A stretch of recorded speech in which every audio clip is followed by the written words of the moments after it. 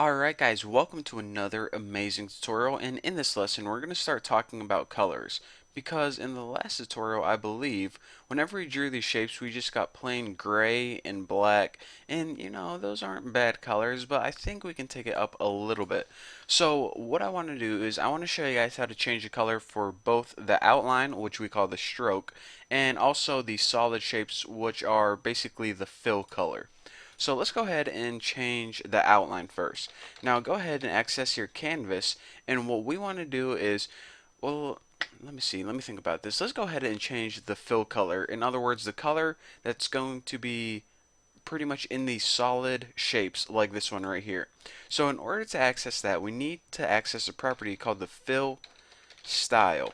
Now what this is going to do is you're going to go ahead and write a color in here like blue, and now whenever we refresh this, I won't do it right now, but blue is going to take the place of black, and now all of your solid shapes are going to be blue.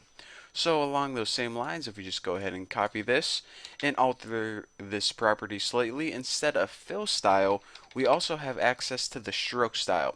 Now the stroke style is basically the color of the outline of your shapes. So whenever you draw a shape like stroke rect, this is going to be the color of that. So we'll just make that one red.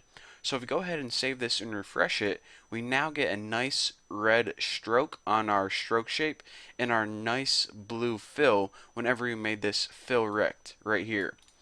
So, okay, this is a little bit better than black, but it's not good enough. Not good enough for this tutorial. So what we want to do is we want to go ahead and actually go ahead and delete everything. Let's start fresh. So what we have now is basically a canvas that we're going to draw 2D shapes on. Now we want something a little bit better than just plain Jane colors. So let me move this over so you guys can view a little better, because this is going to be good. So what I want to teach you guys how to do is apply a gradient to your colors. So the very first thing we need to do is say, okay, what we want to make is a simple gradient. So it's best to store this in variable, and I'm just going to call it G, because if I type out gradient, I'm probably going to have a typo. And now what you need to do is you need to say what kind of gradient you want and where you want it to be.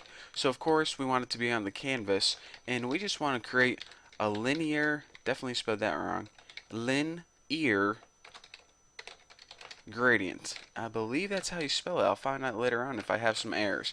And now, whenever you're making a linear gradient, it takes 4 parameters.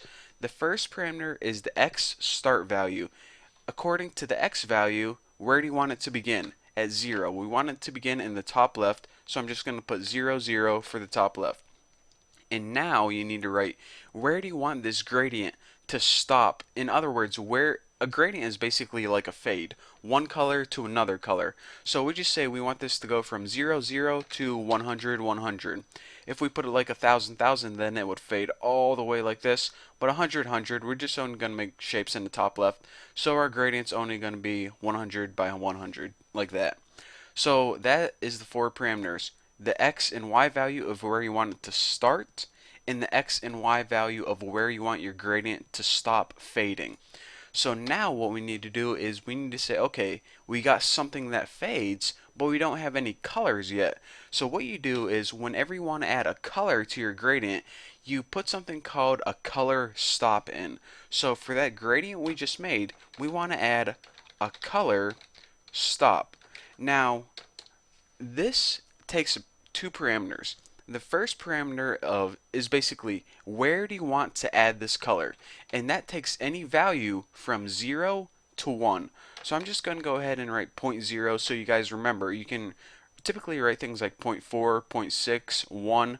So at the very beginning, what color do I want to start my gradient out as? I'm going to start this gradient with a blue fade.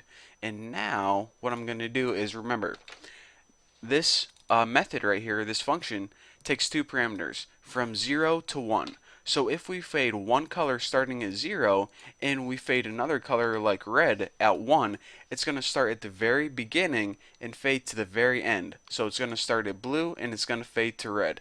Again, this is a very, very basic gradient, or fade as I more typically call it.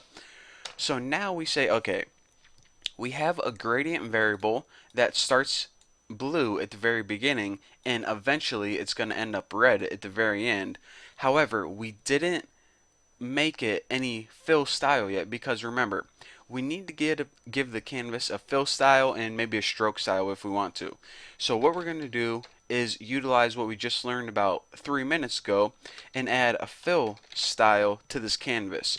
And instead of blue or red or green or orange, we're going to set this equal to G.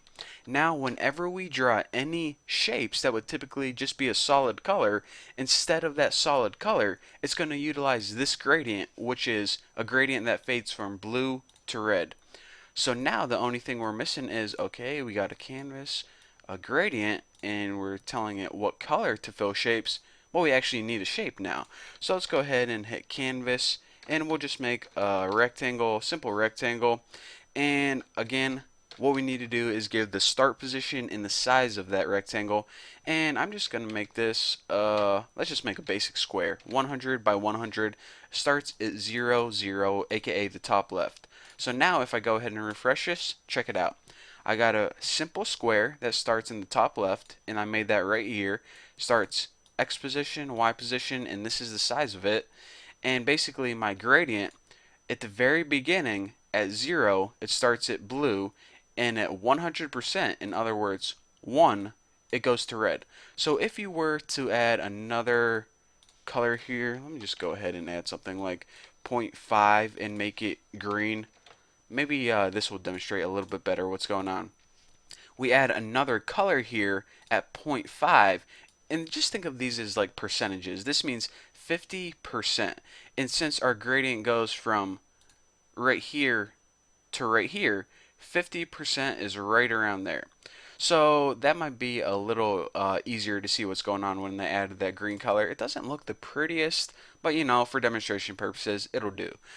So anyways, that's all you get for this tutorial. Thank you guys for watching. Don't forget to subscribe, and I'll see you guys in the next lesson.